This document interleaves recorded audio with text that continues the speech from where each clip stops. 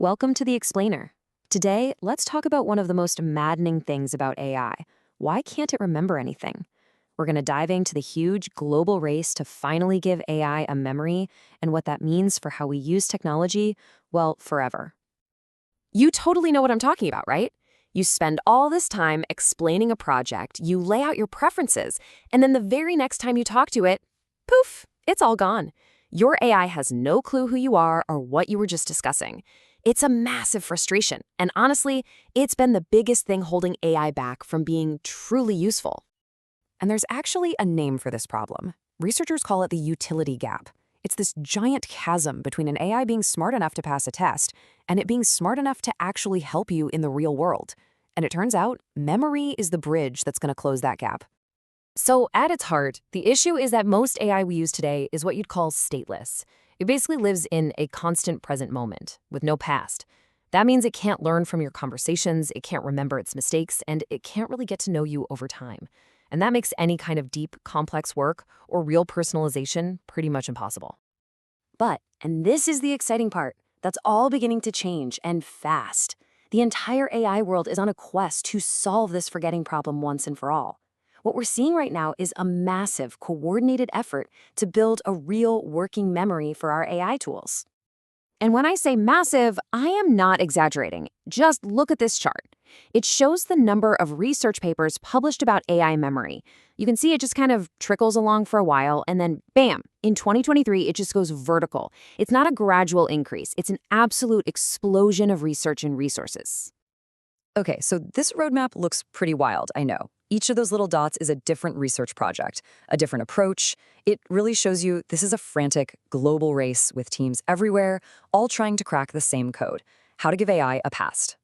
But believe it or not, out of all this chaos, a really clear blueprint is starting to emerge. To organize all of this incredible work, researchers have basically created a blueprint.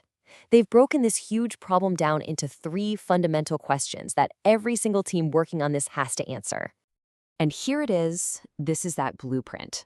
The 3 big choices are the memory substrate, which is basically what the memory is made of, the cognitive mechanism, which is how the memory actually works, and the memory's subject, which is all about who the memory is really for.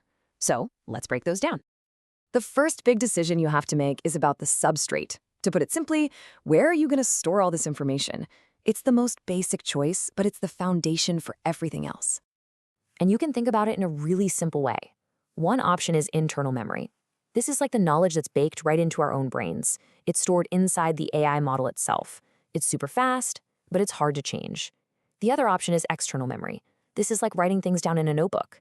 It's stored in a separate database, so it's easy to update and can hold way more info, but it's a little slower to access.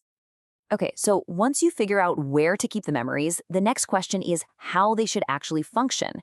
And this is where things get really fascinating because the approaches are heavily inspired by the different kinds of memory that we have as humans. First up, you've got working memory. The best way to think about this is as the AI's mental scratch pad or a sticky note. It's all about the here and now, holding on to temporary info just long enough to get a task done, like remembering the steps while solving a math problem. Then you have episodic memory. This is basically the AI's personal diary. It stores specific events from the past, the what, where, and when. This is the magic that lets an assistant remember, oh yeah, last week you asked me about that project, and you said you needed the report by Friday. It provides real context. And rounding out the trio, we have semantic memory.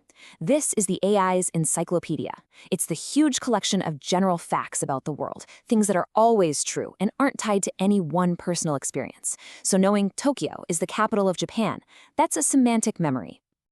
So we've got the where and how. We know where the memory lives and the different ways it can work. That brings us to the final, and you could argue, the most important question of all. Who is this memory actually for? And the answer really splits in 2. First, there's user-centric memory, and that is all about you. It's there to remember your preferences, your goals, your past conversations, all to give you a personalized experience. But then there's agent-centric memory, and that memory is for the AI itself. It's how it remembers its own successes and failures, so it can learn new skills and just get better at its job over time. So when you put all of those pieces together, the substrate, the mechanism, and the subject, you've got the full blueprint for a future where AI can finally remember. So what does that world actually look and feel like for us? Well, it unlocks a world of true personalization, where your assistant can actually anticipate what you need because it remembers months of your conversations. It means AI can learn on the job, taking a strategy that worked on one task and applying it to something totally different. And what's really important, this blueprint demands that privacy controls are built in from day one, so you're always the one in charge of what gets remembered. All of this brings us to the ultimate question that this new technology forces us to think about. This quest to give AI a memory is happening, and it's going to make our tools smarter and more helpful than we can probably even imagine.